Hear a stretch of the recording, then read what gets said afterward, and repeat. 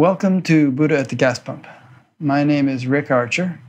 Buddha at the Gas Pump is an ongoing series of conversations with spiritually awakening people.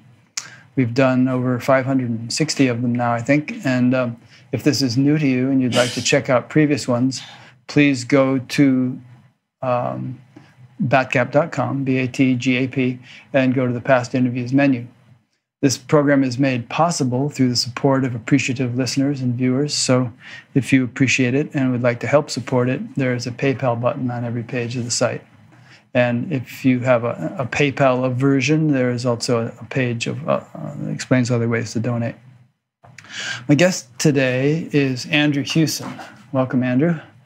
Hey, Rick. Thanks for having me. You're welcome. Andrew is, I'm just going to read part of his bio that he sent me, and then I'm going to have him flesh it out a bit. Andrew is a contemporary spiritual teacher whose focus is on the realization of the presence of divinity as one's fundamental source and self, emphasizing transcendence as a process that can not only be undergone in the midst of daily living, but even facilitated by it.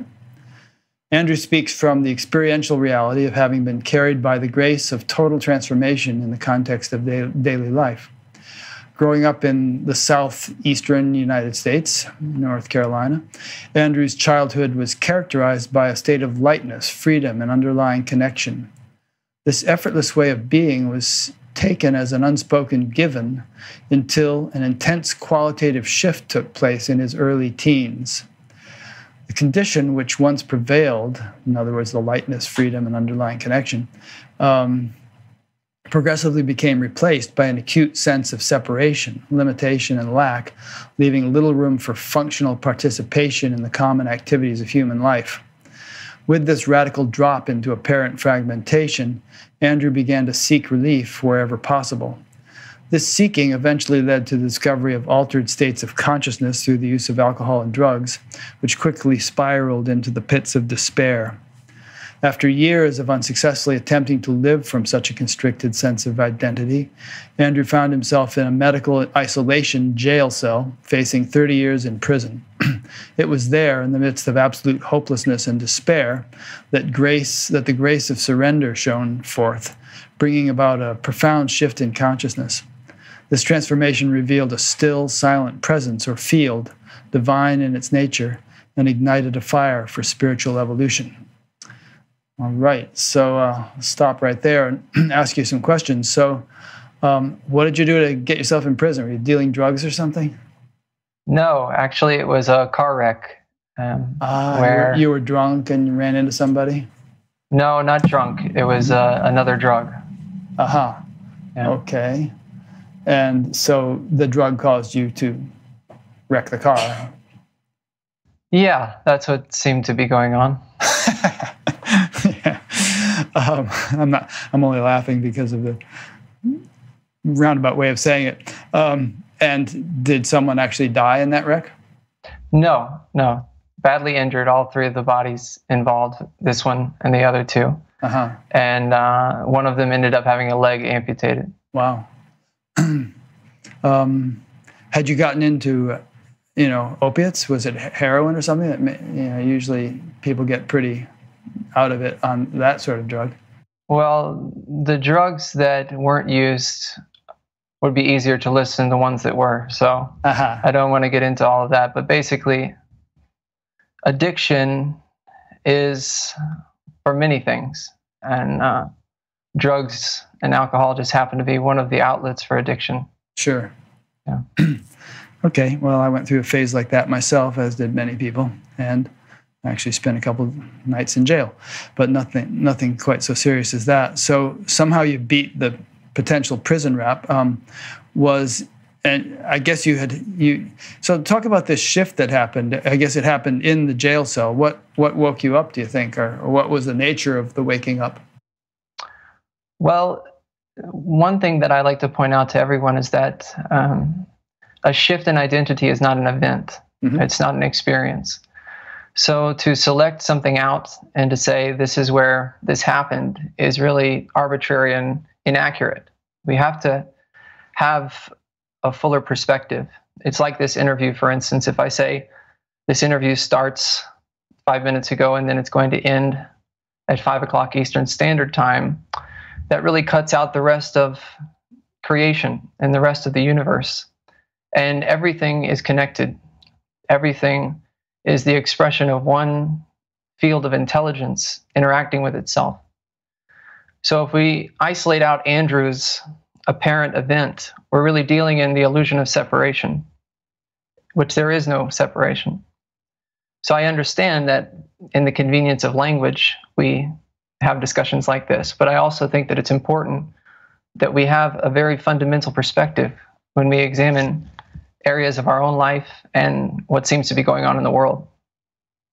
Yeah, and I've heard you talk. You sent me 23 hours of things to listen to, and I only got through 9 hours, including your conversations with David Buckland, which were interesting. And I've heard you talk about that. That things are not as linear as they seem, or perhaps not at all linear, and that it's sort of erroneous to speak of causes and effects. However, there is such a thing as conditional or transactional reality. I think they call it Vivaharika or something like that in Sanskrit, which has its own level of significance, even though it may not be the ultimate reality.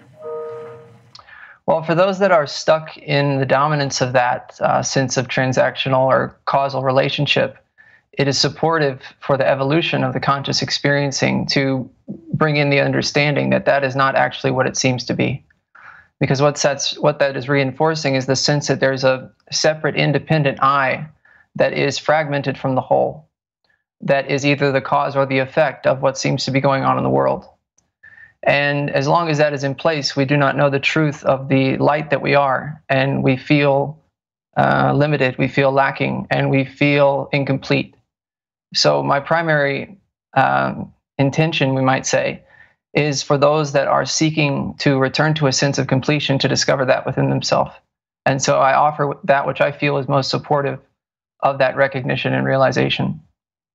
Yeah, that's great. However, I've run into many people over the years who kind of understand intellectually what you're saying here and what others have said along these lines, but it's not actually their experience. And yet they try to make the intellectual understanding an experience. They mistake an intellectual understanding for realization. And that can result in some very strange ways of dealing with the world. For instance, I heard recently a story about a well-known spiritual teacher who advised some guy to drink 2 gallons of water, which I guess must have been some kind of purification thing. So the guy drank the 2 gallons of water within about a 5-minute period. I don't know whether that was what the other fellow had really intended, and it threw his sodium balance or something so far out of whack that he died. And then his wife, who was also on this course with him, just took it very philosophically. Oh, there is no one to die, and there's actually no death and no body, and this and that, and which to me is like screaming spiritual bypassing. It's like, no, you don't drink 2 gallons of water, and if you do, it's a stupid thing to do, and it's going to kill your body, and that has its level of relevance. Yes, of course. We're all accountable to the recognition of reality that we are currently in. And this experience here, this case, in my own case, I was accountable to that level of spirituality and paid the dues that were necessary and went through everything that could be done by Andrew in reference to the reparation of what seemed to need reparation.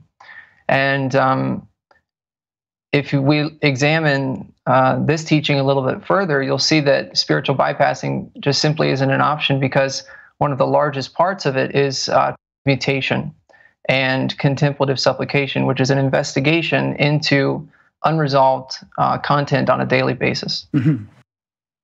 So just to push this a little further, so if you had been on that course, knowing what you know, saying the kind of things you say, and the guy had died and you were talking to his wife, and she was saying things like that, what would you have said to her, do you think? It's an interesting question. It's hypothetical, but If anyone is out of alignment with what their recognition of truth is, then I would tell them that they are attempting to apply something that is not applicable to their experience within their experience, and that it's a limitation, and that they're hiding behind spiritual concepts as an attempt to not deal with something that needs to be dealt with. That's good. Very well put. Yeah, the thing about not applicable. A teacher of mine always used to say, you can't, this is kind of I don't like this example in a way because I wouldn't want to shoot a tiger, but he said you can't use the gun of the waking state to shoot the tiger of the dream state. Different realities apply in different states of consciousness. Beautiful. Yeah. Yeah. Okay. And the thing again about causality, cause and effect, and so on. I know if we refer to physics, for instance, there's a level of, we could say, Newtonian physics where cause and effect is very well worked out, and the mathematics of it is understood, and all kinds of things. And then when you get down to quantum mechanics and subtler levels of more modern physics, those concepts become meaningless because on those levels of creation, it just doesn't work that way. But it still works that way on the level of Newtonian physics, on the sort of gross material level, and you need to take that kind of thing into account if you're going to build a bridge or an airplane or a building or something like that. Yeah, it's something that is very selective and contextual. I don't tell my grandparents that there is no such thing as causality, and I live in the world just like everyone else does. But when it comes to those that are coming here for guidance, we look at things a little bit more deeply. And we do that with an understanding that there are different paradigms and that there is a more complete picture. And it's never something that is attempting to wiggle out of something or to get out of something, but something that is moving in the direction of a more inclusive, comprehensive picture of what it is that our truth actually is. Good. I like that. I like the words inclusive and comprehensive. So by those words, do you mean that you're kind of expanding the spectrum of that which your life experience includes, such that it may still include the mundane considerations that it has always included, but that it's taking into account other levels of reality that might be radically different from those mundane considerations, and that the two are not incompatible. They're just sort of different realities within a larger whole. Could you say it that way? Well, essentially it has to do with dominance. And so what we're concerned with is shifting from a paradigm of existence which seems to be dominated by content and form and mechanistically interacting presentations of measurability into a larger, broader context of a recognition of reality, which we see to be ourself, which is the field of conscious awareness. So the whole movement then is for this field, which is right here, speaking to itself, to realize itself, to recognize its reality through a given nervous system, and in that support the entirety of mankind. And that's great. No, I like that. Dominance. Not either or, but both and. I think Nisargadatta said something along the lines of that the ability to appreciate paradox and ambiguity is a sign of spiritual maturity. Beautiful. So let's just see here. Well, I think I'll ask you this first, which comes to mind, which is, before we lose the trail of your personal story, which I know you're going to try to wriggle out of, but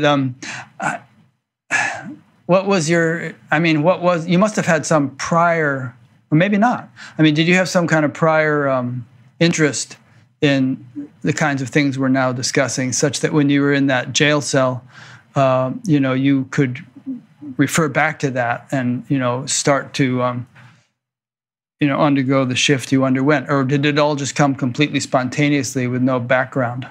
No. Well, first, I don't have any problem talking about my personal story. I often tell personal anecdotes in our groups and retreats and things like that. So that would be a early phase of shifting into a higher recognition of reality, which would still be adolescent from a later stage of development, meaning that to get stuck in this no person kind of a situation where we run away from the personal side of life is really unhelpful and a sign that things still need to develop more fully. Did you go through that kind of phase, the no of person course, phase? yes, but it was short-lived by grace. Good. Yeah, because devotion was already in place at that point. So, yes, throughout the lifetime, there were several things that were spiritually significant. One of the interesting things that takes place when we do shift into recognizing our reality as this field, and the sense of separate autonomy sort of resolves, and is transcended and then resolves the remnants of it, at least, is that we do not feel anymore like we have lived a life, and that we've grown up or been in time in the same way. So everything is contained within this field of conscious awareness, which is timeless and formless, yet is appearing as the emergence of form. So what I recognize to be spiritually significant would be just moments in childhood where the sense of that personal separate experiencer would just disappear. And this would be in nature oftentimes, and there would just be just pure experiencing, just seeing the trees and the snow and all of the beauty, and a deep silence and peace. And oftentimes Andrew would then try to get back there, try to go back to that same spot in nature, because the mind was equating that with that tasting of something deeper. And when the sense of separation solidified, living in what seemed to be this sort of meat suit that was really uncomfortable, was in a way unbearable, because there was such a deep sense of fragmentation. And in early childhood, there was a great sense of expansiveness and lightness and freedom and deep connection, even though it wasn't labeled that, because it was just the natural status. And I feel like for many human beings, this is the case. Then we come into this place where we do drop into that sense of fragmentation. And in this case, and in other cases, it was very extreme. And it demanded attention. It wasn't something that could just be lived with. And so that limited sense of identity started to seek outside of itself to try to find ways to fix this sense of fragmentation, to make this go away. And it tried lots of different things: being funny at school, watching TV, eating too much. Even went through a period where there was a small eating disorder. And then finally, it turned into alcohol and then drugs. And from that point, it was always something that had a life of its own. It really had little to do with decision or choice, and that's not an excuse for what took place during those years, as what has appeared to take place during those years has been addressed and will be addressed if it needs to in whatever way. That's one of the first things we learn on the spiritual path when we're coming out of addiction, is that we have to really apply spiritual principles to our life in a way that perhaps other human beings that are not addicted do not. And this is in the typical recovery, spiritual recovery setting. So in the jail cell, these sort of timeless moments and knowing and expressions of knowingness that had been there throughout the incarnation, all of a sudden came forth and made sense in a new way, along with some of the teachings of Jesus Christ that I had been exposed to, and different things like that. But it was as if the perfection of the whole presentation of those years of addiction and everything that seemed to go on during that period was revealed. And there was this deep understanding that this is exactly how it was supposed to be and had to be. And I found what I was looking for finally. I didn't know that I was looking for the presence of God, but that's what I was always looking for. And innocently, Andrew was just mistaken about where to find that, and looking in all the wrong places. Yeah. Yep, as the song says. And I think that's what everybody in the world is doing. You know, they're all looking for the presence of God, and not too many of them looking in places that will reveal that presence directly. But eventually we get there. Yeah. By grace.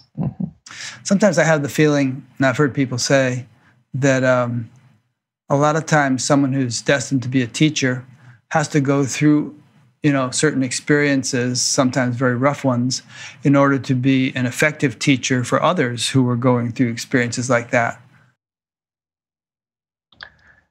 Yes, I've often had that sense, or there's a direct understanding of kind of the function of the incarnation, we might say, and the way in which things have unfolded.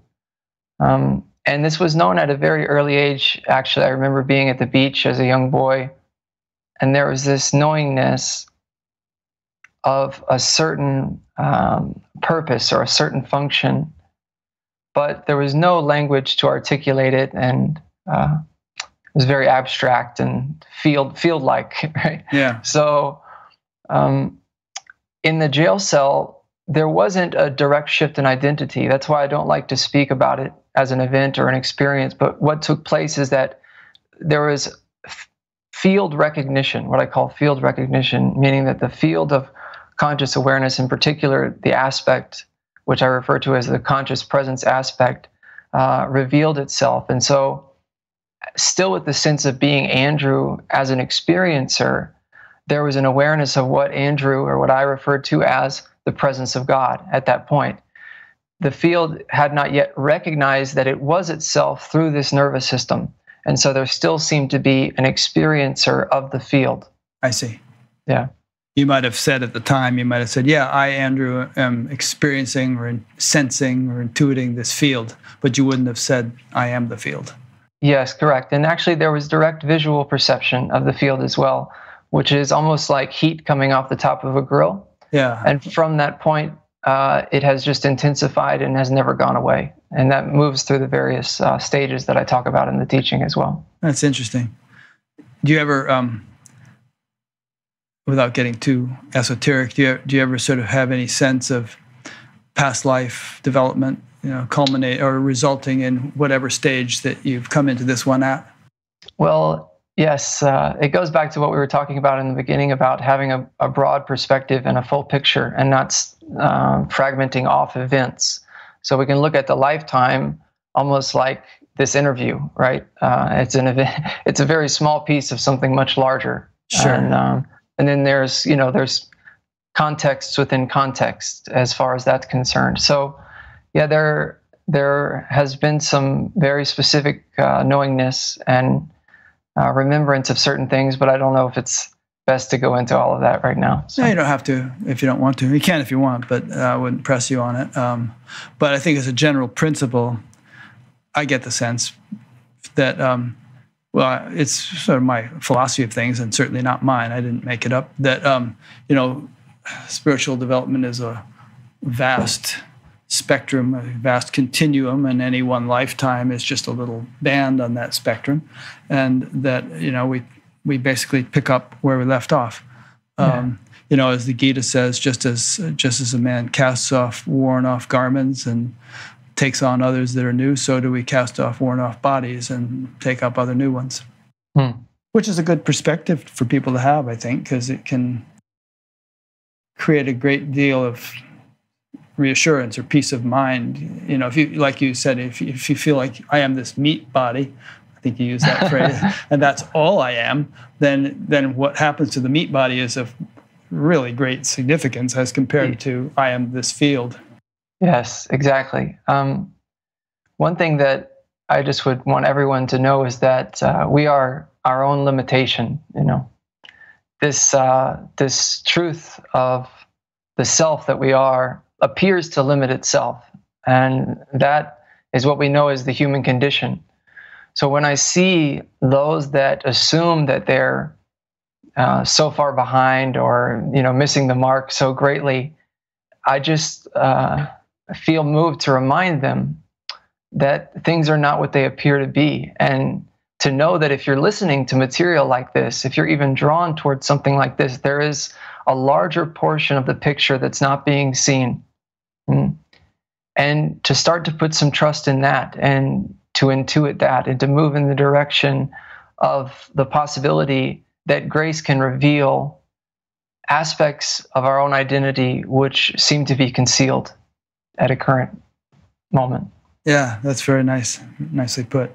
Yeah, people should never feel frustrated or depressed or something because they feel like there's some kind of spiritual schmuck. I mean, just that, like you say, the very fact that one would be interested in this kind of conversation is pretty significant. If you consider the whole human population and how many people are actually interested in this stuff. I mean, not to sort of toot our horns as being special or anything, but it's still a very small percentage of the population. It is, yeah, and I see it all as an expression of grace. The story of Andrew is one of failure, so it's pretty obvious for anyone that does their research that Andrew hasn't done anything to get into a certain space or to realize something or recognize something. It was not by Andrew's power or authority that anything has been revealed. It is by the grace of the one divinity that we are all are expressions of. Yeah, but as I think Jesus or somewhere in the Bible it says, God helps those who help themselves. So, you can't, we can, who was that? Some Zen teacher, I've quoted this one often, said, enlightenment may be an accident, but spiritual practice makes you accident prone.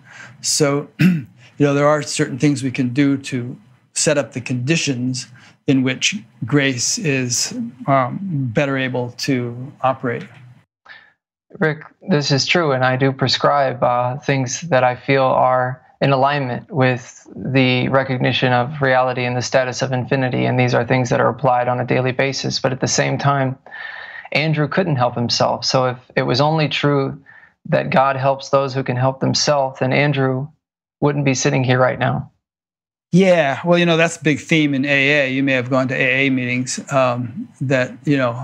basically, right? I mean, have you gone to AA meetings? I have been to a few, yeah. Yeah, that at a certain point you realize, I can't do this on my own. And you kind of submit to a higher power as your only hope.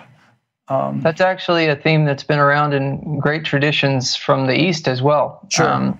It's a movement of natural recognition where there is the grace of seeing that in and of myself, I am nothing.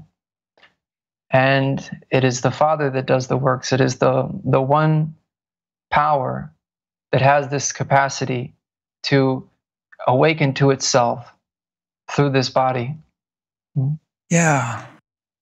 Let's get into that for a minute. I have some other things here I could ask you, but you're pretty good at articulating this in all the hours I've listened to you. And I'll just give you a little hint of what I'm getting at and then let you elaborate. But if we really think in terms of oneness or unity and non-fragmentation as being the ultimate reality of things, then who is doing what and to whom, or by whom? There really is only the oneness. And so it must somehow, this whole play and display of the universe must be the oneness or the unity interacting with itself. Mm-hmm. And so this whole talk of Rick interviewing Andrew or having this conversation or anything else, it's really just the oneness sort of self-interacting and yet yes. Creating this sort of marvelous appearance of diversity and variety and so on. You want to riff on that for a bit? Sure. Well, this is where the word appearance becomes very useful and helpful. The word seeming, these kinds of things. Essentially, pure divinity is the only reality. And that's actually even the source of conscious awareness. So conscious awareness is the light of divinity. And within this light, we see the process of experiencing appear to arise, which is essentially the light becoming conscious of itself. Yes. self-aware. And in that, the process of experiencing then presents the patterning of form, which it's much more complex in this, but I'm sort of simplifying. In the patterning of form, and it's all simultaneous. So I'm speaking about it descriptively from a linear perspective so that we hear it one word after the other, but actually it's all done. And then we just witness that or explore it from within that already doneness, you might say. So that process of experiencing then shows up as the patterning of conscious awareness in such a way that it seems to progressively condensate within itself, condensate into the forms and phenomena that we perceive, that it perceives as the world, which is essentially just a projection of its own potential as actualized formation within itself. And right now, this conversation is an expression of that intelligence, which some are able to recognize as being governed by laws of nature or aspects of creativity, creative aspects of intelligence.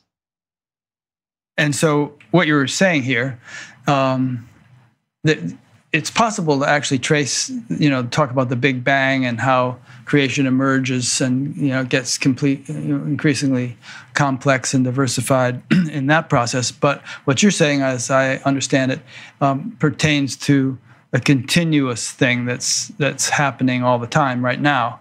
Yes. There's this sort of sequential, spontaneous symmetry breaking from the unmanifest unified wholeness into greater and greater apparent diversity.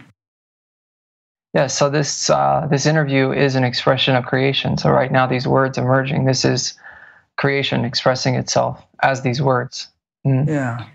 And what you referred to before about who's doing what and to whom, within this presentation of self-experiencing conscious awareness, we see the apparent dominance of content and form arise. That's where a limited self-definition within the conscious awareness shows up. And from the basis of that limited self-definition, there seems to be personal autonomy. Yeah?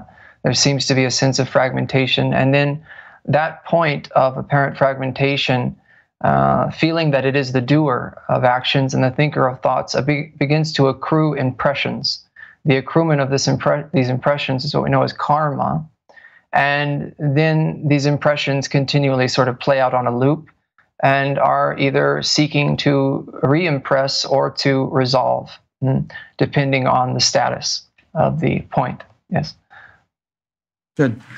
And so I like your use of the word non-dual devotion and the use of the word divine and so on, because sometimes when teachers talk about non-duality and stuff, it has this sort of dry, plain vanilla connotation to it.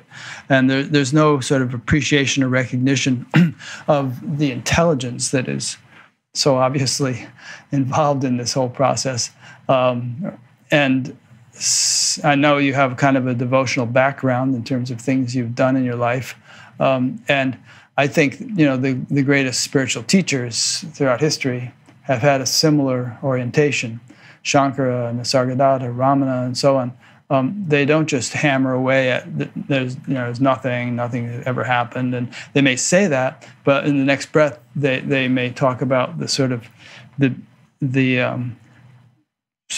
infinite creative intelligence that is orchestrating the whole universe.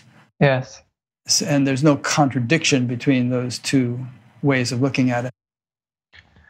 Correct. Yeah, this has a lot to do with the recognition of reality, which there are degrees of realization, we could say, or stages of enlightenment. And depending upon the stage, whether it's more predominantly masculine in its nature or feminine in its nature, which just refers to the subjectivity and not to the human form, then we're going to see some qualitative variation in the way in which it shows up. And from the masculine side of things, the tendency is to deal within the realm of negation and talking about things being unreal, appearances, seeing them as being unreal. The emphasis is on the changeless, silent background reality of pure awareness, and sometimes the source of awareness as the attributeless thatness, which awareness they call it. Beautiful. Shunyavada. So this side of things is very valid, and it's beautiful, but at the same time, it's only half the story.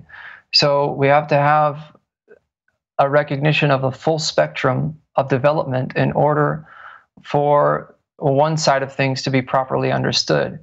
And if we feel that that side is all there is, which it's natural to feel that way because each subjective recognition of the field of subjectivity feels subjectively absolute, including egoic dominance. For many human beings, if you said, "Do you know that you're not actually what you take yourself to be?" They're like, "Ha, yeah, right, you're a joke." You know, this is so that's just the way subjectivity is. And I feel that one thing that I would love to explore more in the coming months and years is the opportunity for a post-liberation devotion, and those that are in those more masculine statuses of the recognition of reality to start to move into a flow of grace, which allows for a more comprehensive unfoldment.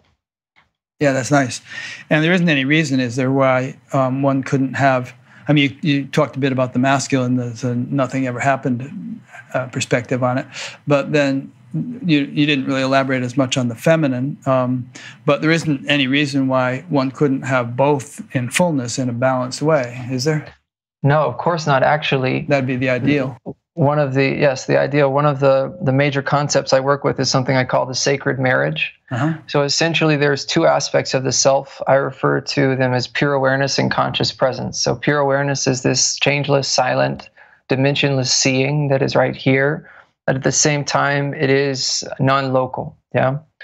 And the other aspect is this full, vibrant, conscious presence, which is the dynamic flow that is appearing as the emergence of these words. And so initially, there appears to be a distinction between these two, and this is what I call the primary distinction. And that's the distinction between the masculine and the feminine aspects of the self. So essentially, when one is in the midst of this graced unfoldment of recognizing their reality as infinity, there is going to be something I call aspectual dominance, meaning that we're going to either see a dominance of the feminine aspect or a dominance of the masculine aspect. This doesn't mean that both cannot be recognized simultaneously, oftentimes in an initial shift in identity or in just basic field recognition.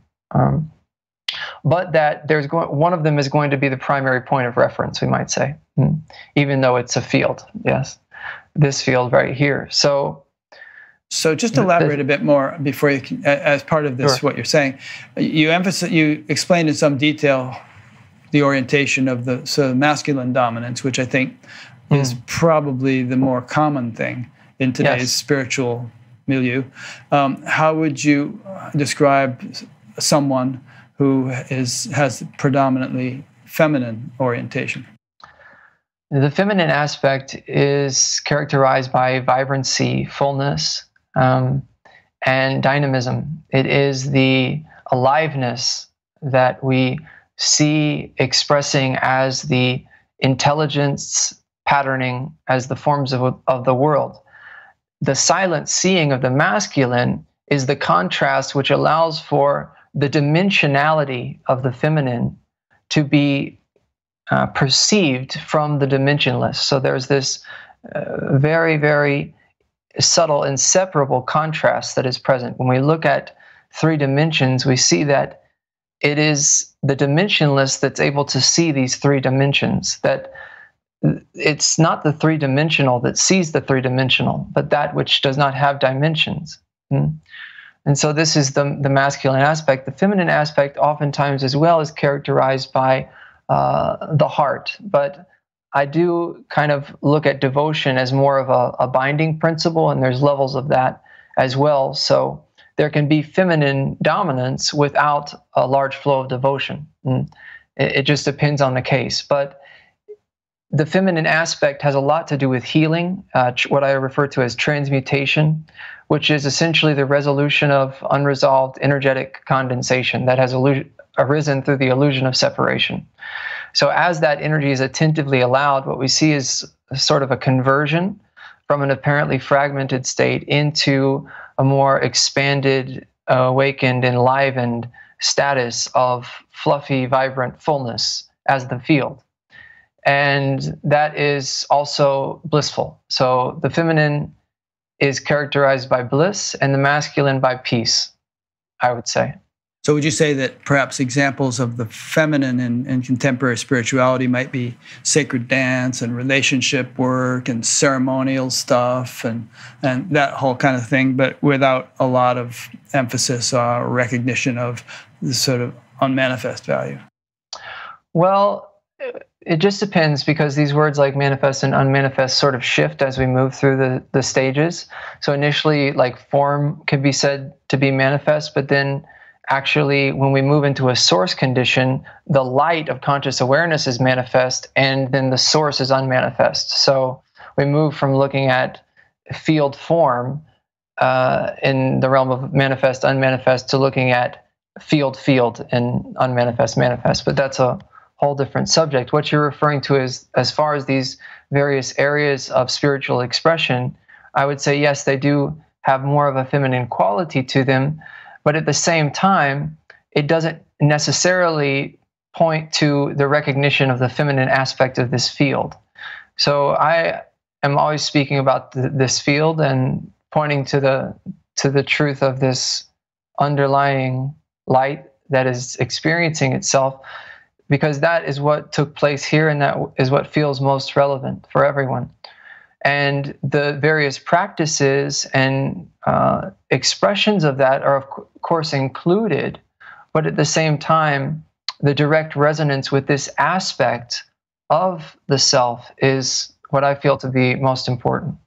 So you keep tying everything back to the source, the self. You would say that has to be the foundation of everything else, right? I would say that, yes, that is a foundational recognition and realization. And then upon that foundation, well, let me perhaps backtrack there and say that devotion can be the foundation. And then on the foundation of devotion, self-realization will, in a way, express itself in alignment with that foundation, express itself in alignment with that flow of devotion. That's interesting. In your discussion, I think this may have come up in your discussions with David Buckland, which are on your website, on your YouTube channel. But from his background and mine also, the teaching was always that self-realization tends to precede any significant degree of devotional development because it's a sort of foundational requirement for deep appreciation. Unless you know who you are, you can't really know what anything else is. So once you've sort of known what you are, then you begin to naturally appreciate the relative creation more and more, and then that begins to stir up waves of devotion. But you just said devotion could actually precede self-realization and be an impetus to it. That's true, yes. What you're referring to as far as Maharishi's teaching is also accurate, because it's just describing a new level of devotion, or a different, a higher, deeper expression of devotion. But devotion is very, very pure, and I consider it to be a gift of our divinity to itself. And so when that seed of devotion sprouts and begins to grow, it really takes over every fiber of what the human being is. And as long as it doesn't become a new identity that's used to set up separation, it is something that is drawing a recognition of reality to itself. So it naturally disassembles the illusion of separation by virtue of the flow of the heart. And let's talk about devotion some more while we're at it. And actually, we're going to talk a lot more, because you have a whole thing about the 4 pillars of non-dual devotion. We can talk about those. But give us some examples of devotion. Are you talking about devotion to God, devotion to a guru, devotion to a partner? And what would be the subjective nature of that devotion, the subjective experience of it? Or perhaps there could be a great many of them. But so go with that. Okay, beautiful, yeah. So the way in which it initially showed up here was actually devotion to the formless. which was aided by the recognition of the field, or the presence of God, as it was referred to at that time. But at the same time, there still seemed to be a separate experiencer of that named Andrew that was in place. And so from the perspective of Andrew, essentially, Andrew was just being brought to his knees with this intense love for the grace of divinity and everything that had shone forth. And so oftentimes Andrew would be on bathroom floors in restaurants and at different jobs, just praying and thanking divinity for everything that was being revealed.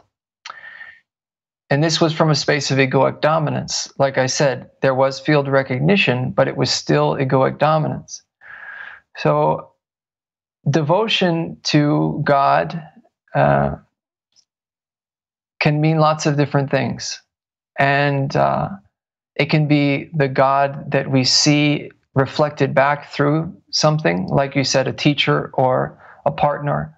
But it can also be to the own immediacy of our subjectivity, to recognize that this existence that is right here is much more than it appears to be, and to turn into that existence with a sincere and full heart is very powerful.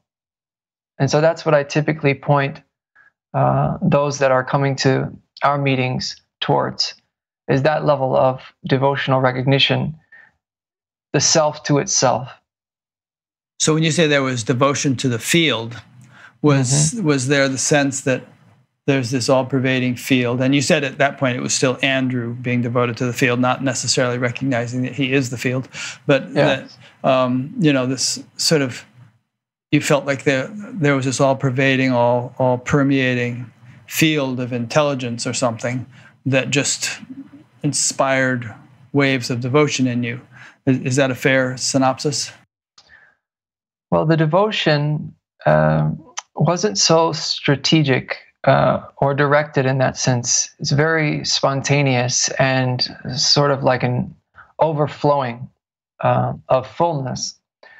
And it wasn't felt as actual love. I mean, did you feel it in the heart? Yes, deep sense of love. Yeah, and that love just kept becoming so intense, more and more intense, more and more intense, and it began to include all of the various forms of life, like the trees and the flowers and other human beings. Just the expression of divinity as creation. Yeah, I was going to ask, because it's a little hard to be devoted to an abstract field. Then I was going to ask, did you find yourself wanting to or spontaneously feeling devotion for forms of some sort as expressions of the field? One thing that I often speak about is devotion to truth. So I would say that really the most accurate description was devotion to truth, which is synonymous with divinity. Yeah.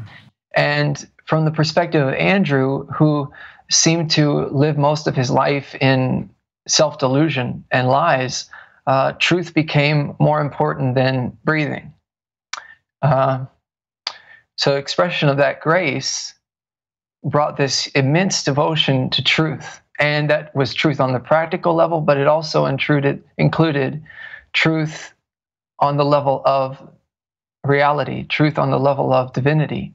And as that began to become fuller and fuller and really just take over and in a way replace what Andrew previously had seemed to be, then the recognition of that which was flowing in love towards itself began to shine through the various forms and phenomena. So the light began to reveal itself as permeative and emanating from all of the various forms and phenomena of this plane of existence. Nice. So in other words, everything is a conduit for the light. Yes. Everything is a transmitter, receiver, sort of the field. Yeah. When we start to see the light of ourself, we'll start to see it everywhere, because it is everywhere. It's not that it's here and not there, or it's all inclusive. Yeah. The term divinity, of course, is closely related to the word God. What is your sense of what God is? Well, it would be accurate to say that God is this. It would be accurate. The source and essence of this expression of experiencing. And the truth of I, the truth of your I, my I, the one I that shows up in each and every human being. Good. That's a nice description, definition. And then you say that, everything began to shine with the light of the self. I think you put it something like that. Was there an appreciation? Is there? I mean, there must be just an appreciation of self again can have kind of a non-qualitative connotation, of just like pure light or something. But then there's also this incredible display of intelligence. I mean, a single cell in your finger is more complex than the city of Tokyo, and it's able to repair and replicate itself. So, and that the whole universe is just chock-a-block with similar displays of intelligence in every tiny little iota. Beautiful point, Rick. And this just brings us back to those two aspects I was talking about earlier. The self has two aspects, both the masculine and the feminine. And the fullness of the self includes what I refer to as the marriage of these two aspects. So I call it the sacred marriage, which is poetic, but it also is accurate in the sense that the distinction between the masculine and the feminine is resolved, so that sense of there being this changeless, silent seeing, and then there being this fluffy, full, vibrant knowing or self-observing, self-consciousness, the sense of those things being distinct is resolved. So that's where the terminology I use, conscious awareness, comes into play, because it's not just awareness and it's not just conscious presence, but it's conscious awareness, awareness. Yeah. My friend Tim Freak, who's been on Batgap a few times, is always asking when he does his podcast, what is this? It's like, what is this thing we're living? And another, I think a related question we could ask is, why is this? So we've dwelt a bit on what it is in terms of the play of divinity. Would you have an answer to the why question? Well, I don't typically answer why questions. Okay. But it's like, why did the creation, emerge in the first place? Well, we could say accurately that it hasn't emerged in the first place. You could say that. That is actually a direct subjective recognition of reality. When we move into a source condition, we realize that there is no creation, and there never has been, and that actually even the self is apparent. That's a certain recognition of reality. But if we look at it from the same perspective of a play, I think that is a beautiful way of understanding it. I like to look at it as a dream of divinity, or a whim, a musing of the divine. And this has been spoken about in some of the great traditions as well. And this whim or this musing is the dream within the mind of God, within the mind of divinity, which is your mind, actually. So why silence? Yeah. And then expansion of happiness, maybe. Yeah, maybe. That is one perspective, and I think that's a very healthy perspective to have.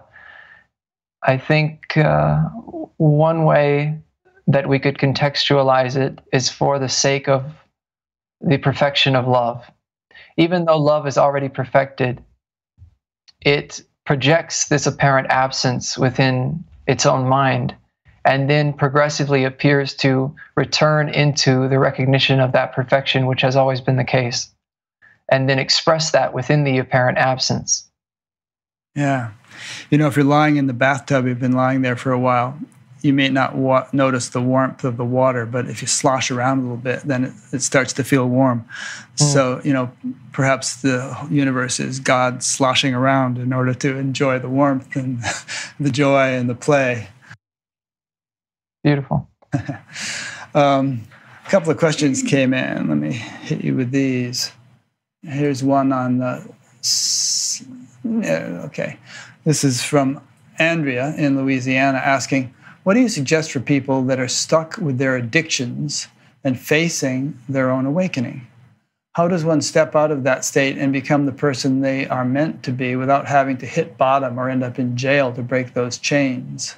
There are many people that go to jail and have all kinds of tragic things happen and they never hit bottom. Yeah. So bottom does not mean some apparent happening in the experience. These can be just externalized representations of what is taking place on a deeply internal level. To be asking a question like this already reveals some level of willingness and some drawing towards a new way of being and a new way of seeing. So I feel that the application of basic spiritual principles and the cultivation of an environment which is conducive to those is the first step to be taken. Yeah. And once that is in place, it's very important that we examine the areas of our experience which have not been examined. This could be areas of anger, mistrust, a sense of abuse, or things that we felt that we have done wrong, so on and so forth. All of those areas of human experience which are typically overlooked or brushed to the side, not really delved into, to look at that which has been considered dark within our life. And this can be something that is challenging for many. So I do suggest having some level of support and guidance there as this process is taking place. Like a teacher or a therapist or something. Something along those lines. I haven't seen too much success with therapy in the experience which I've had. I've seen a lot of therapeutic interactions appear to take place in family and perhaps in some friends as well. And I haven't seen a lot of success when it is a spiritual craving or a spiritual calling, meaning that nothing short of tasting spiritual reality is going to satiate the hunger that is present within the individual. And whatever seems to be going on the level of struggle or addiction is really not going to stop. It's not going to be quelled until we taste that living water of this field on some level. Yeah. I've interviewed a bunch of therapists who are also appreciative of the deeper spiritual dimensions. And I think that's the kind of therapist one might need if one wants to overcome addictions and yet appreciates spirituality. I mean, otherwise, if the therapist, is an atheist or a materialist or something, they just don't think there is any spiritual dimension, how can they help you? Yeah. Yeah. There's a categorical index on BATGAP where you can look up therapists and find a bunch. Another question came in from Rajiv in India, who asks, can spirituality be seen as an integrated shift in the inner attitude of a person from having many beliefs to having no beliefs? I would say that could be a part of it or a certain phase, but that's not the complete picture. Yeah. If we are bound to limited beliefs, then it's often helpful to witness the resolution of those limited beliefs and not necessarily to pick up new ones. But we step into a realm of subjective experiential recognition, which is certain and undoubtable. And that is really what it's all about, is stepping into that certainty of the recognition of what our own conscious awareness actually is, the truth that we are divine. Yeah, that's good. I always say that it's good to take beliefs as hypotheses and take a scientific attitude. They give you a framework for investigation, but a scientist doesn't believe his hypothesis like in some adamant way. He thinks, okay, well, this has potential. I'll explore it, and maybe I'll be wrong, or maybe it'll pan out. But the whole idea is not just to cling to a belief of it. The idea is to get to experiential verification of it. And that applies for spirituality as well. Yes. Yeah. Okay. So here's something you said on your website, which kind of jumped out at me. You said, today we see what appears to be a stirring within conscious awareness, the rising of an evolutionary wave, which promises opportunity and transcendence for an ever-increasing portion of the population. However, with this promising progression, we also see an increase in error and limited understanding being presented in the spiritual marketplace. An expansive array of choices and options leaves the sincere spiritual aspirant with a growing need for wisdom and discernment when treading the path of spiritual evolution. And of course, I'm guilty of contributing to this, having interviewed 560 people and given people a lot of choices. But my attitude is different people resonate with different people, and so you kind of plug into what resonates for you. So what do you see in terms of this stirring that seems to be taking place? And say a little bit more about the increase in error and limited understanding that you referred to. Yeah. So this stirring is essentially the blossoming forth of a potential that has just been lying dormant, waiting, ripening, we might say. And it is comprised of this field realizing itself through what appears to be a greater number of nervous systems than is present in our typically recorded, what we refer to as our recorded history, typically. Yeah. And with that taking place, we also see an increase in error and limited understanding, because oftentimes what does appear to arise is that there are certain recognitions of reality which are not fully developed, that then begin speaking about themselves from that space and saying that this is the way and this is really the true way, and that other ways perhaps are inaccurate. And this can be, we see it a lot on the masculine side of things, particularly when within the circles of so-called non-duality. But we also can see it on the side of channeling and different interactions with aliens and things like all those different things. There's nothing wrong with that. I don't suggest it for anyone. But it's important that we have some ground in recognizing that what has been at the core of all of the great traditions is still here, and that's what's blossoming forth. It's not, we're not rewriting spiritual history or making something, creating something new. And I see that sometimes as well. It's like some of the more negation-based approaches, which are really not true negation. They're more of a naive form of negation that are overly focused on the dismissal of the person. There's an attempt basically to say that all of the great wisdom traditions are nonsense. That's what it sounds like to me sometimes. And I think that is a huge error. But it's also very seductive, because there are those that are looking for a quick fix, and it becomes a way of not being accountable. So many human beings have a deep unconscious fear of God, punishing God, or something, what's going to happen after death, what's going to happen to me, or even karma.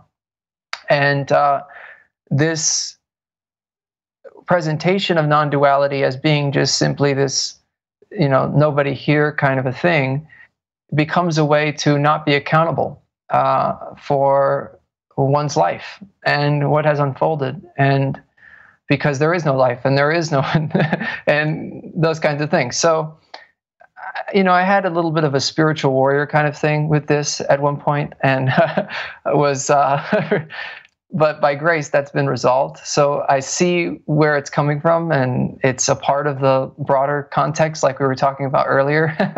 But I do feel that it's important that we're able to discuss these things openly and see that it's, and then we also see, I'll go ahead and say this as well, sometimes there's an anger towards enlightenment or the idea of enlightenment because it's not what we were told it was going to be, right? And basically what this points to is that we feel like just recognizing that there isn't a separate individual is enlightenment, and it's not.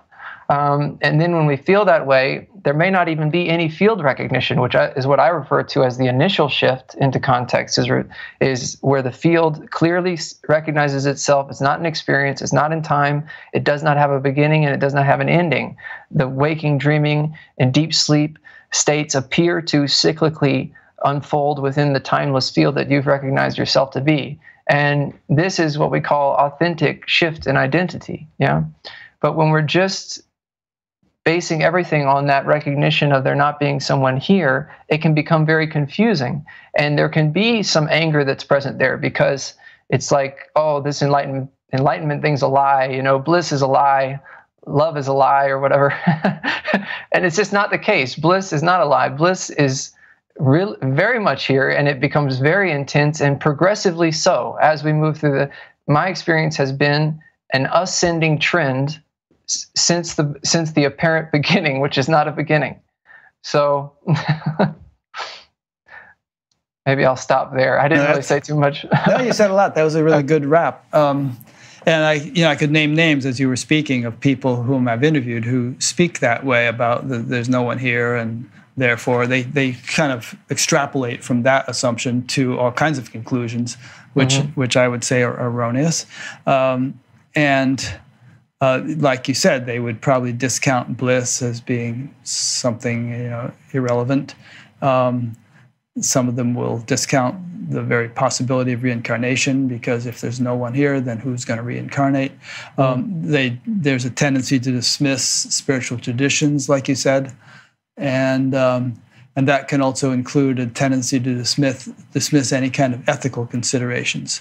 Because obviously, if there's no one doing anything, then this body can do whatever it wants, and there's no consequences, and really I'm not doing it, and there's no free will, and it's all sort of conditioning and who knows what. And so, you can get yourself really tangled up in what I would consider to be sidetracks when you think that way, and people have been thinking about this stuff for thousands of years, and they might have figured some things out. So it might not be a bad idea to refer back to some of those traditional understandings. We can put them in new terminology and try to integrate them with modern science and modern culture and all that. But some of these old dudes have actually come up with some pretty good stuff. Yeah. And I think it's important because I don't know about you, but I definitely have a feeling of compassion for everybody out there who is seeking, and they can stumble into this meeting or get hooked up with that teacher, and next thing you know, they've lost all their money, or they're getting sexually mistreated, or all kinds of nasty stuff has happened in contemporary spirituality, and in many cases they then become completely disillusioned and lose all interest in it, which I think is a real shame. Yeah, one thing I often talk about is moving from seeking to devotion. And it's just a simple shift from a lack-based perspective where we're looking for something to having already found it with that commitment, with that devotion, with that sincere love of truth. And now we're coming from a space that's full, yet it's always hungry. It's always hungry for more, yet it's always full within itself. And it's such a beautiful way of being that oftentimes in some of the ancient traditions arising from the Indian subcontinent, we saw that even those that were in very advanced stages oftentimes took up devotion as a form of lyric play. And this is a whole different subject, which we'll get into it. Well, but before we do, I just want to ask you, does one have a choice to switch from that seeking mode to the kind of, hungry fullness? Or does it just sort of happen once enough fullness has blossomed in one's heart, in one's awareness, that you might even in retrospect realize, well, I'm not kind of craving and seeking like I used to, and yet I'm still exploring and interested and continuing to develop. Yeah, I'd like to feel and see that everyone has that seed in their heart, which is really just the one heart appearing individuated within itself, and that when that seed is placed in moist soil and is given the proper sunlight and the right amount of water, then it will sprout. So oftentimes what that means is just being exposed to another option. So many feel that this is the option, and just having the grace of being able to hear that there is another possibility, there is another way, can begin to cultivate the sprouting of that seed. And once it sprouts, it's going to grow. And once it grows, it's going to take over. And once it takes over, then we become devotion. It's not like I, as so-and-so, am devoted. That's just what we are. We are that. We are the flow of devotion. Yeah. But you're a little bit remarkable in a way. I mean, your story is a little bit remarkable, having this shift in a jail cell. But, a lot of people have been on the path for years or decades, and there are probably people listening to this who feel this way, and they don't feel like it has fructified to the extent that it has for you.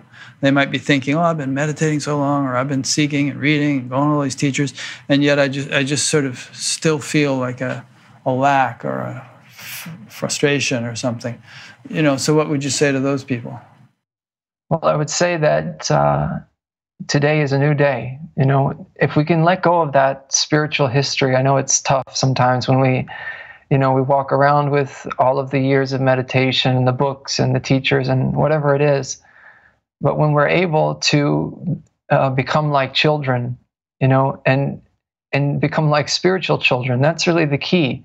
And we can actually ask for that. We can ask to be made like a child again, and to see through those fresh eyes, and to have that fresh, open heart. And, nothing is lost. There are no accidents. It's not a matter of earning something through perseverance. It's a matter of receiving a gift that is readily available to any human being who hears the call. And that gift is right here. It's right here. It's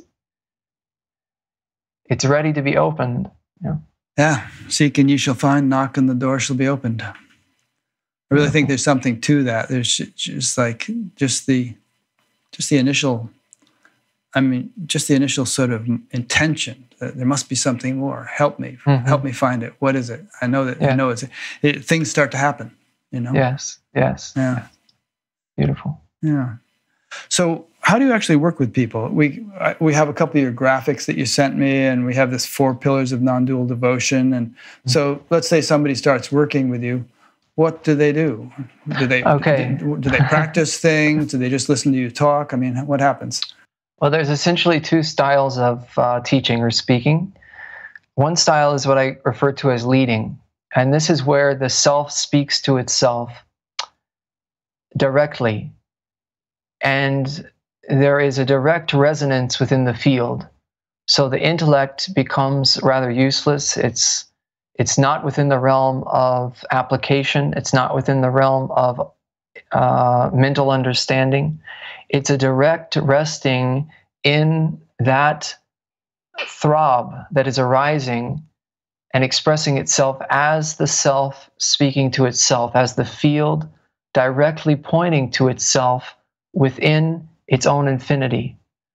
So that's one aspect of So you're saying that people get on a webinar with you and they just kind of relax and settle in and listen to you speak, and then that's what is happening, what you just described. Yes. Okay. That's one part of a webinar. Typically, or nowadays, we're starting to delineate where that is and where the rest is.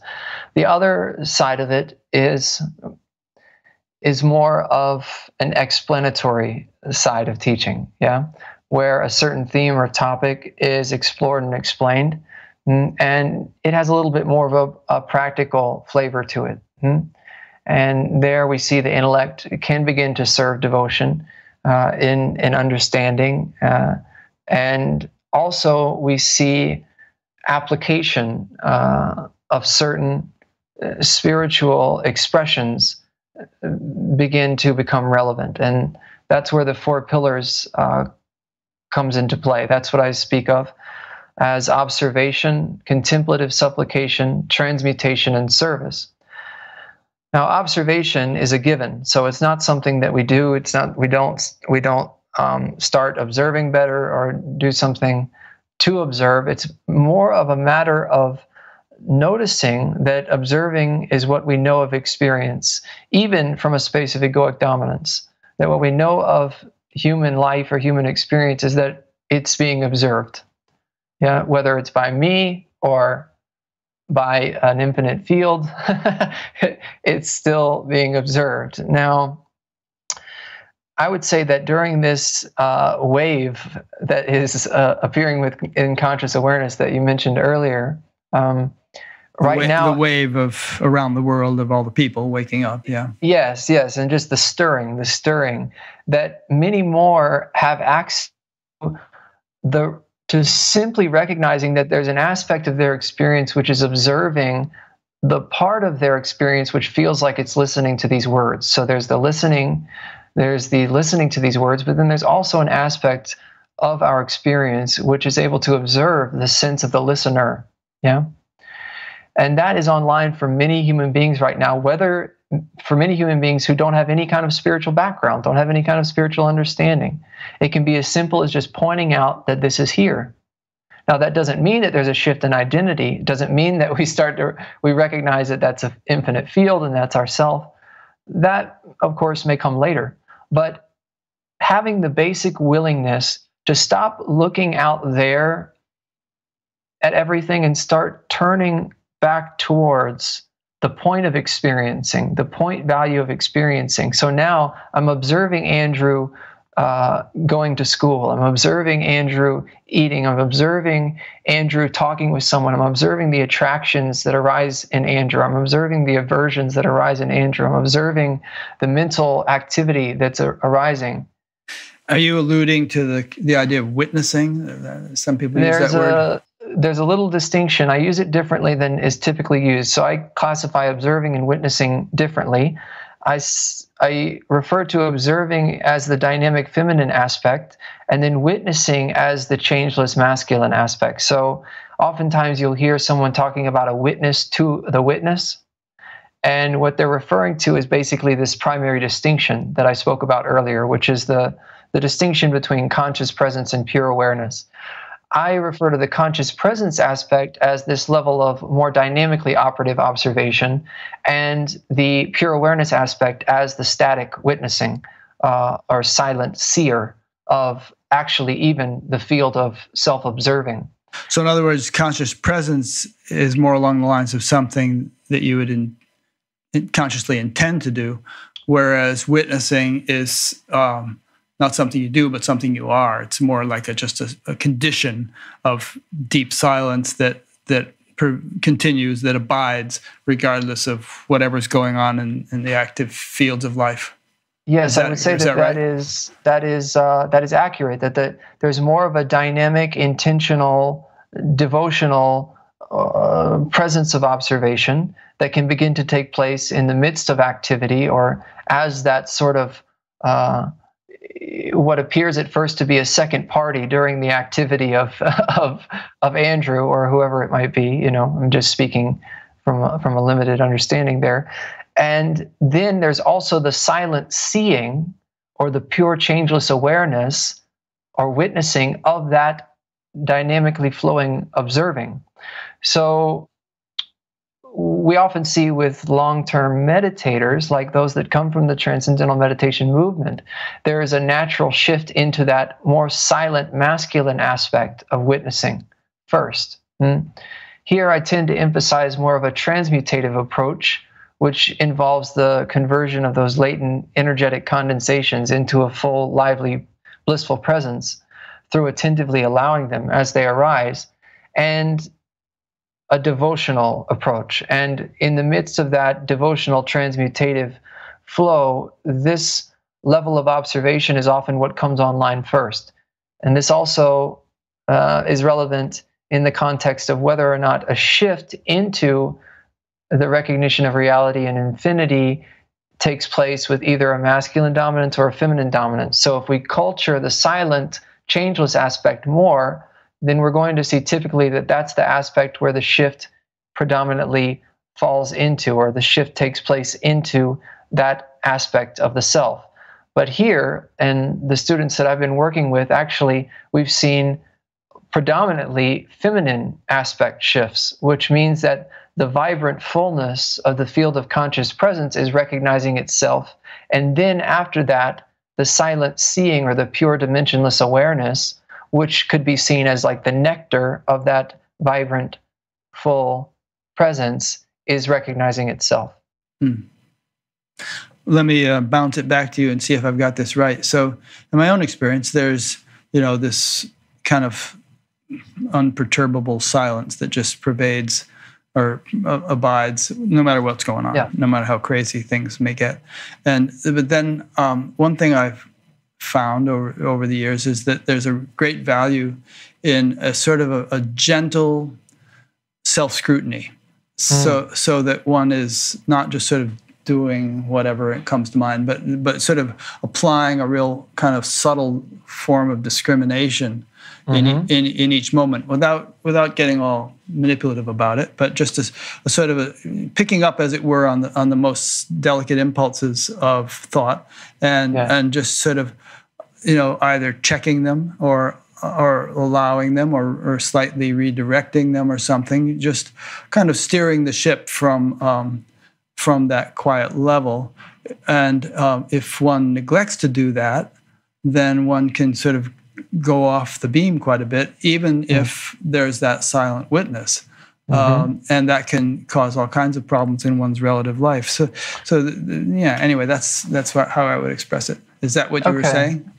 Yes, of course. And actually, just to kind of piggyback off what you were just pointing to, if we fail to really milk or extract all of that material that's arising, we're basically just walking over a field that's full of gold and letting it stay there. We're not harvesting the nutritional value out of all of the content and form that's arising. And within each and every appearance of the residue of the illusion of separation, there is contained a potential and an opportunity for resolution. Resolution means more fullness, at least experientially. And it means greater clarity. It means greater discernment. It means less obscuration within our capacity to intelligently operate in the world and to express, or for that fullness to express through us. That's actually the way that it is. We don't express anything as individuals necessarily, but for that one reality that we are to express through us, that capacity becomes clearer and clearer and fuller and more enlivened through the resolution of all that seems to be unresolved. And that includes all of the hurts, habits, hang-ups, tendencies, everything within our experience that is a residue of taking ourselves to be only the functioning of the body and the mind, has within it a hidden potential to serve, to become an offering on the puja tray, you might say, at the feet of God. Nice. Were you an English major? You have a way with words. Actually, I only have a GED, so I didn't even graduate from high school. Yeah, neither did I. And then I got a GED, but then I got some college on top of that and ended up with a... I did go to college, actually. It was interesting because I was in dynamic subjectivity at the time, which is a certain recognition of reality. So it was really blissful. And but I had better grades even though the linear processing was sort of disabled, you might say, to a certain degree, there were better grades than I'd had since the 6th grade. Yeah. And it was pretty it's great. Yeah, I sometimes think in my next life I want to, I would like to go through high school in my current state of consciousness rather than the one I was in then. Yeah. Because that was sort of a joke. But anyway, I sidetracked this because you said something beautiful there, and I wanted to comment on it. Yeah. So were you kind of saying that because it's all divinity, and every little grain of sand and blade of grass and Mack truck and everything that happens in the world is the play of divinity, that there is evolutionary potential in every single experience? And like you said, walking across the field of gold, but being oblivious to it. If we don't recognize that, then we just blunder through life and perhaps think that everything is stacked against us. But if we do appreciate that, then every little thing, you get into the habit of, all right, what's the lesson here? What's the evolutionary potential in this? You know, there's sort of like the world as your guru is talking to you constantly. Exactly, yes. This is the reflective intelligence of the self. This one field just reflects back consistently this immense amount of evolutionary potential and opportunity. And all those things within our experience that we have deemed to be unspiritual through conditioning actually are gems just waiting to be uncovered and polished and, really seen for what they are. Not that the content itself somehow is romanticized or glorified and then declared to be spiritual, as some sort of a attempt to reconcile an inner dichotomy, but that we actually are able to discern something as it is and not as it appears to be. And through discerning it as it is, through attentively allowing the energy that appears to be behind all of that mental activity, the emotional fluctuations or reflections, then what we're doing is we're witnessing the resurrection of life from taking itself to be this physical, dead, material, chunky, blocky kind of whatever, into a fluid, flowing field of bliss that is just experiencing itself. And this is something that we live in everyday life. We are an infinite field in everyday life. It's not an experience that goes, like it stays here. It is what you are. It's what we are. Huh. There was a famous article by a guy named Thomas Nagel entitled, What is it like to be a bat? And I was reminded of that when you said that we experience things as they are rather than what we think they are or some such thing. But then again, human perception, even in terms of visual perception, I've said this before on this show, but it's a good example. If you took the entire electromagnetic spectrum, which includes X-rays and gamma rays and all kinds of things, in addition to visible light, and made it the length of the Mississippi River, then the human visual perception would be some little few centimeters somewhere around Hannibal, Missouri. So, and that's just visual perception. So there's so many dimensions and realities and so on and so forth that we don't ordinarily experience and would not want to experience them all. It would be too overwhelming. So when you say we experience things as they are rather than what we believe them to be or something, what do you mean exactly, given the limitations of our perceptual ability? Well, what I mean is that we taste directly the essential nature, the essential value, and then also on the level of the appearance, we understand how that appearance has come to be, and we also understand its role or place within the evolutionary spectrum. And so therefore, it moves out of the realm of being right or wrong, good or bad, and we see it from the larger, broader perspective that is actually our own infinite field of divine vision. So in other words, we rather than experience every little molecule and atom and bacteria or whatever in something, which would be too much information, we experience the essential nature of things and leave the details to God. But we experience we see things as the self, which is our essential nature and their essential nature. So that's what you're saying. Yes. First, we see things as the self, or actually, more accurately, the self sees everything as itself.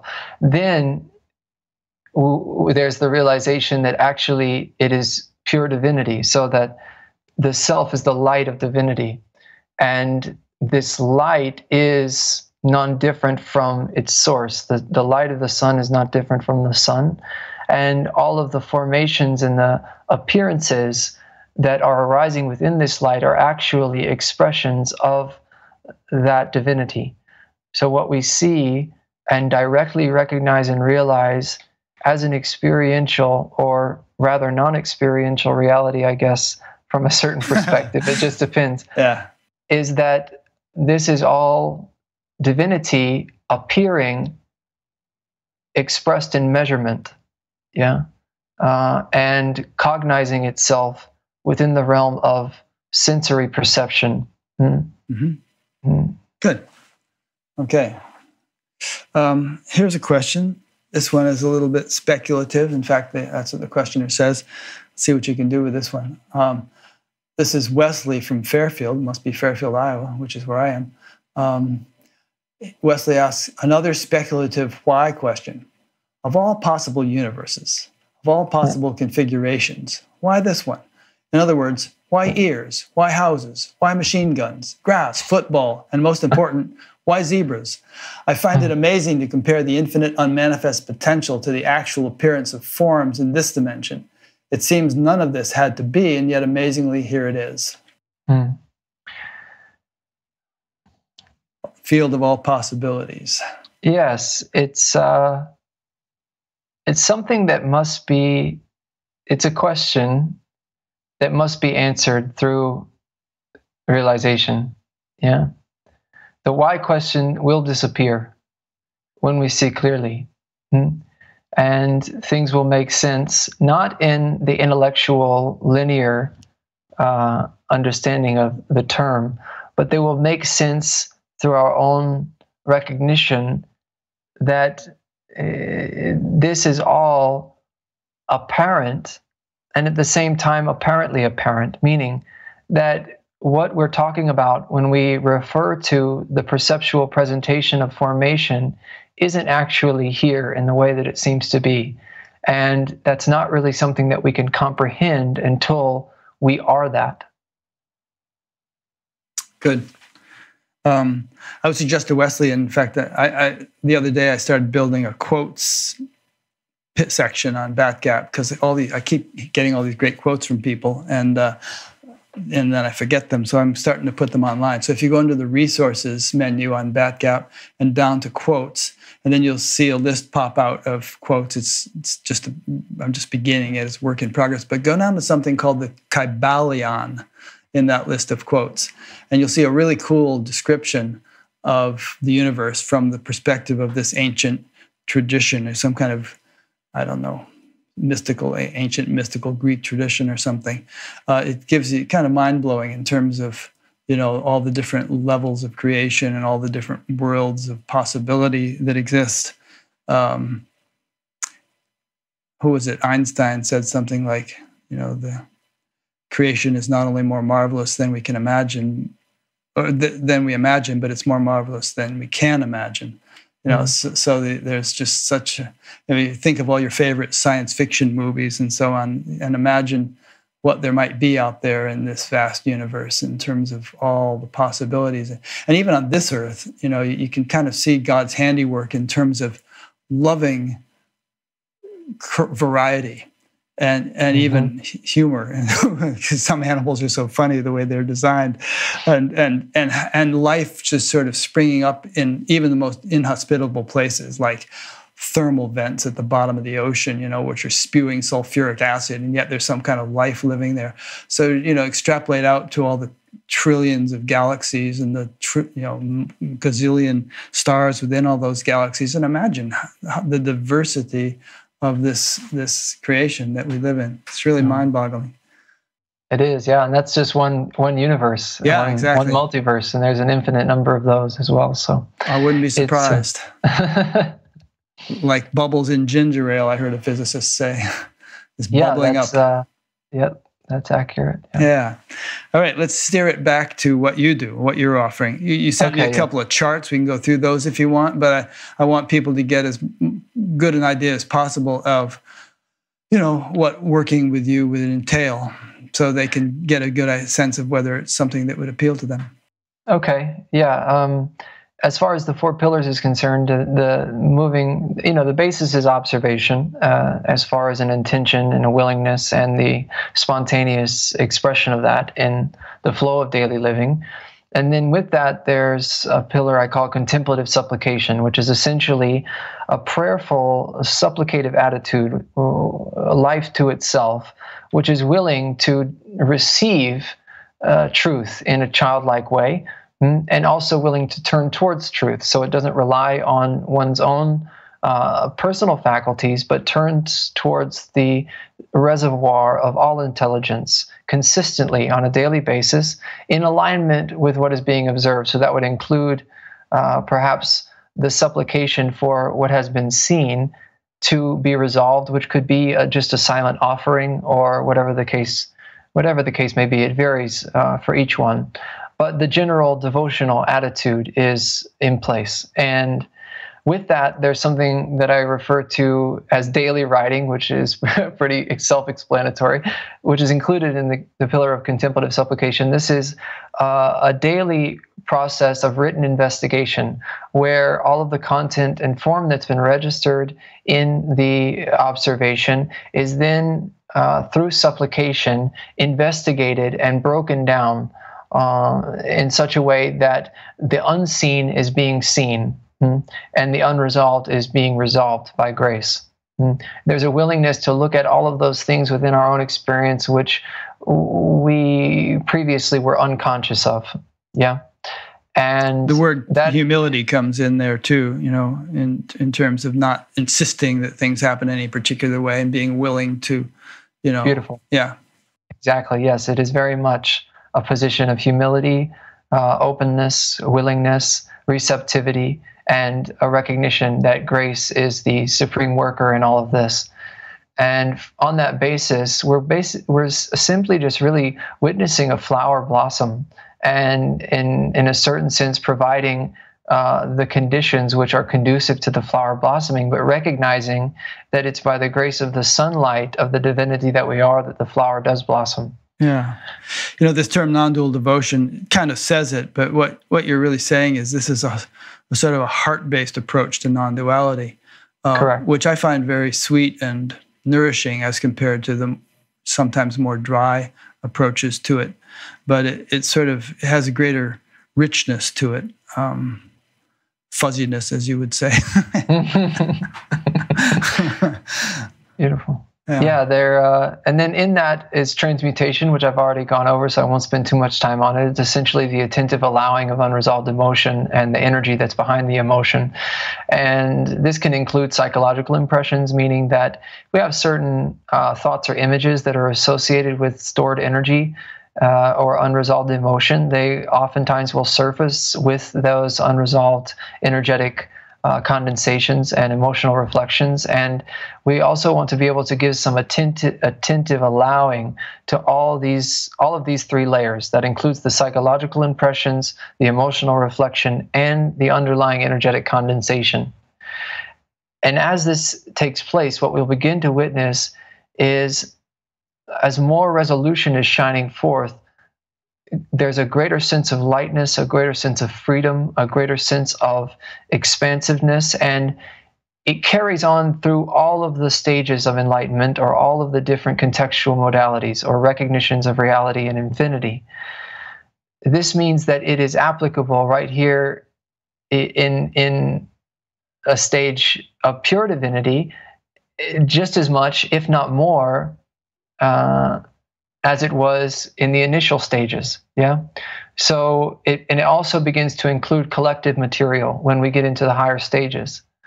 I like to look at this as impersonal cases. I know it sounds sort of like sterile or something, I don't know, but it's helpful to recognize that these are cases of contextual conditions which are blossoming forth on our planet. And it is such a grace to have these recognitions of reality actually being expressed in daily life through more and more human beings. So when you say cases, you mean like you're a case, I'm a case. Sure. Ellie is, your wife Ellie is a case. People, yes. You're saying, yes. Essentially are kind of being the blossoming conduits for divinity throughout around the planet. Exactly. Okay. Yeah. Oh. So in that I've often been called a case, usually a basket case. Yeah, me too. I understand. So in that sense, it's important that we're really giving attention to that which has not been given attention. That's basically what it boils down to. And we're willing to allow that which has not been allowed. Oftentimes, when someone is interested in spirituality, there's the development of a sort of a spiritual level of identity, like a spiritual ego. And the ego itself is not the identity, so it's like a spiritual ego identification as being a spiritual separate person. This is a natural part of development and is beautiful, but at the same time, it has the potential to be very limiting in the sense that oftentimes there's a lot of things that are deemed to be unspiritual in that complex. And so we end up with this inner split. There's one side of ourself that we aren't really allowing to resolve, or one side of our experience, not ourself, but one side of our experience that we're not allowing to resolve, or that someone appears to not be allowing to resolve. It's not really going on like that. But there's essentially a setup of a duality within the conscious experiencing. And it's important that we're allowing those things that have been deemed to be unspiritual to naturally resolve without them being expressed behaviorally, and also without them being pushed away. So there's a very, very fine line there with the natural grace of attention, which is just allowing unresolved bits and pieces of the unconscious, both on an individuated and collective level, to surface into the conscious awareness, to be given space to just attentively resolve and complete. And then in that, there's a greater sense of fullness, bliss, and then an invitation for more material to come up. So to repeat what you said in my own words, so to make sure I understand it. So let's say something which is not conducive to spiritual development, let's say drinking, if that's been a habit. It's not that you strain against it and force, because you might rubber band back, and then go off the deep end. But on the other hand, you don't indulge in it. But there's just this sort of gentle recognition of the impulse or the desire as it comes up, and then a kind of a dissolving of that, hopefully without having to actually act on the desire, and that attenuates the conditioning so that the desire loses its steam over time. So is that is the example of what you're saying? Well, I think that the drinking example is a little different, I would say, because in a case of addiction, it's going to be approached differently. It's not as simple as just a basic transmutative perspective or understanding. So give us an example then of a non-addictive. Let's say that someone was drinking, but now they're not. They might have all of the residue of the things that they did when they were drinking, and there's guilt about that. There's shame about that. There's pictures and images. The way they treated people, yes, or what they did with their finances, or anything. There's this layering of baggage. And I mean, this can be for anyone. It doesn't have to be for someone that was an alcoholic, but just for things in our experience that have been more animally expressed, we might say. And then we witness the expression, but it's already done. And oftentimes we aren't really giving it the attention, the energy of that, the attention that is needed to resolve. So we hold ourselves accountable. We condemn an aspect of our experience, an aspect of our humanness. And it's sitting there waiting to complete. It's sitting there waiting to resolve. So in this process of transmutation, what's taking place is that all of that unresolved material is bubbling up to the surface, the field of attention. As it comes into the field of attention, then the natural, spontaneous intelligence of transmutation begins to come online, so it can be attentively allowed to resolve into the field, or to resolve into this sense of pure existence that is present already when it arises. So do you feel that the field, when it gets more lively, becomes like a solvent, and which begins to loosen up entrenched tendencies or impressions, and that then, which can then, and as it loosens them, it can also dissolve them. And obviously, there has to be a certain pace to it. It can't handle them all at once. But is there that kind of mechanics going on? Yeah, actually, we're talking about one of the charts right now. Could we pull it up? One? It's the divine displacement chart. Okay, here we go. We're there. Just a simple PowerPoint presentation. Nobody get too excited. But I can't see it. No, you won't be able to see it, but I'm showing it now. All right. So if you see at the top, I have the different layers of contextual reality, which is pure divinity, the appearance of the void or supreme nothingness, and then that void, supreme nothingness. There's a dormant, inactive awareness. It's not awareness in the sense that it's not self-conscious, self-aware. So divinity activates that dormant, inactive, aware nothingness, and that activation shows up as the primary distinction: conscious presence, pure awareness, the masculine, feminine aspects. Then there's a whole bunch that goes on, but basically we see the emergence of the patterning of form in this planetary system through the elemental, mineral, vegetable, animal, and then into the human being. And what I show there is levels of egoic dominance. So we have low egoic dominance, middle egoic dominance, high egoic dominance. This basically just denotes whether or not there is a balancing out of context. So in low egoic dominance is very close to the animal level. This is what we consider egocentricity, self-centeredness, disregard for life other than the continuation of one's own organism, those kinds of things. And then we see that dissipate and sort of balance out with a sense of connection towards the top. But if on the chart, this is something I call divine displacement, what I'm basically pointing out is that as the field becomes brighter with the light of divinity, and that begins to shine into these layers of egoic residue, which you see on the bottom of the chart as the low, middle, and high ego conditions. So each of these levels of egoic dominance has residual impressions that are present within the experiencing. And as the brightness and the brilliancy and the shimmering divinity of that which we are becomes brighter and brighter, then that shines into those layers of darkness and basically displaces them. So it's like someone placing their hand in a cup full of water. The water gets displaced. And the same thing takes place when the reality of our divinity begins to shine into the conscious experiencing. All of the impressions are displaced. And so those impressions being displaced, they bubble up to the surface. And they come into the field of attention, the field of activity. And that's where the 4 pillars come into play. Those are the tools that I highly suggest. They're not requirements, of course, but they're highly suggested for anyone. And they are supportive through all of the recognitions of reality, meaning that through each and every status of infinity, no matter how blissful, no matter how exquisitely amazing, these levels of expression are valuable.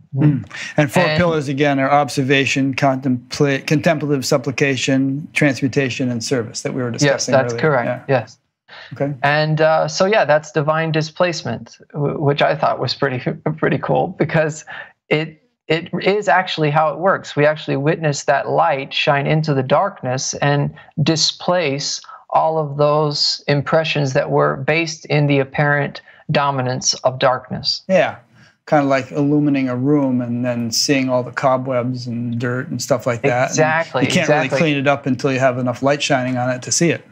Exactly. And this explains what happens with some of the cases of spiritual teachers where we see some activity that seems to be incongruent with their what it is that they're expressing. Yeah.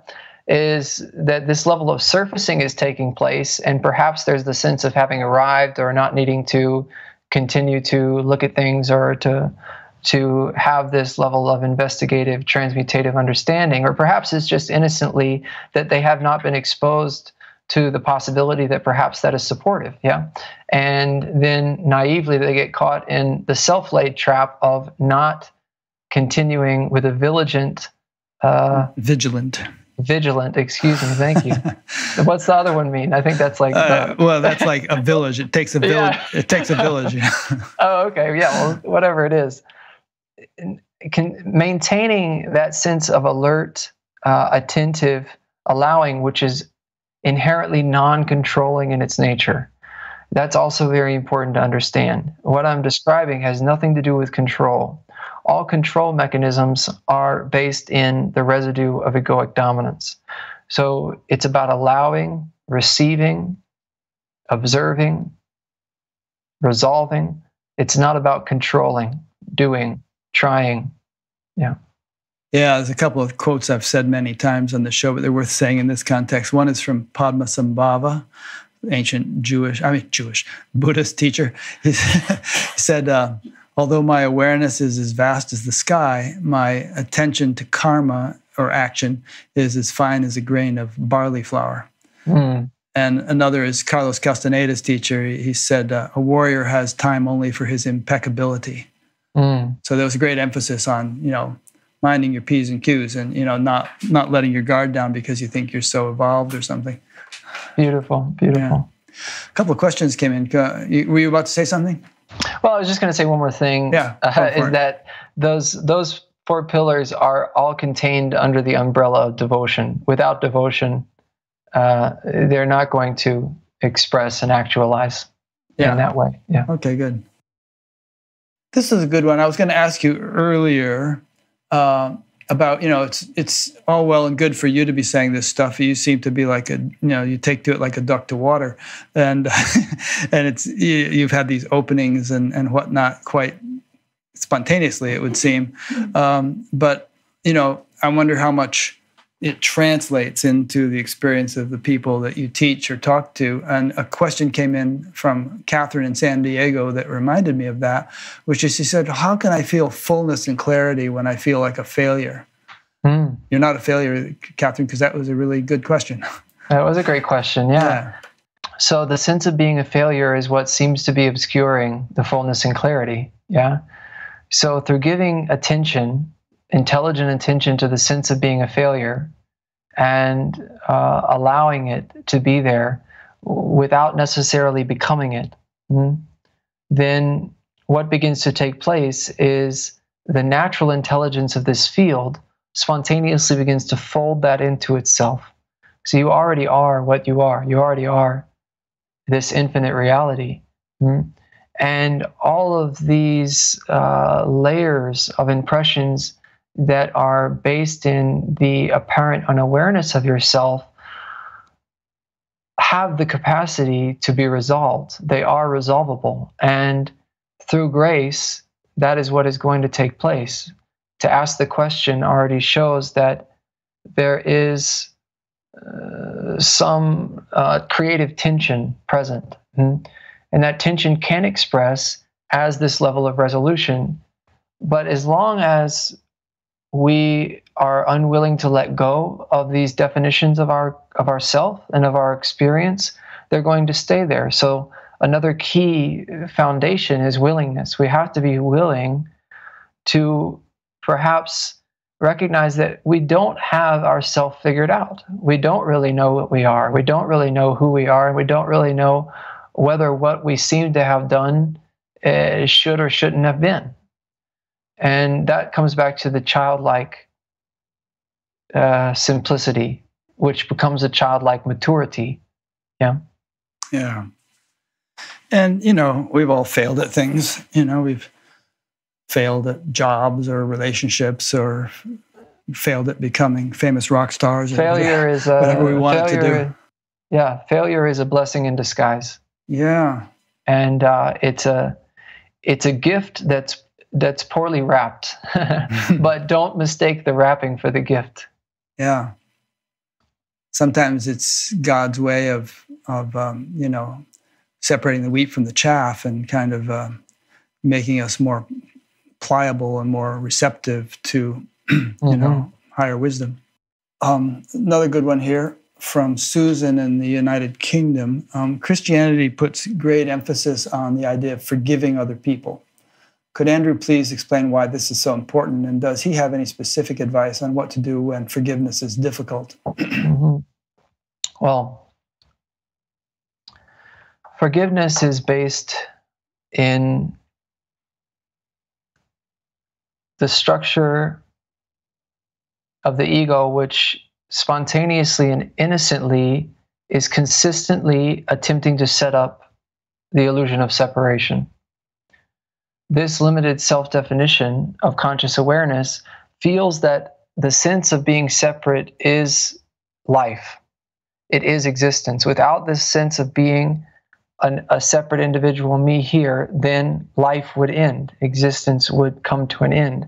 So therefore, it naturally, out of a survival-oriented intelligence, constantly seeks to set up separation. And a part of that is holding grudges or judgment, criticism, being angry about things. There's so many different ways in which this survival-oriented intelligence expresses itself.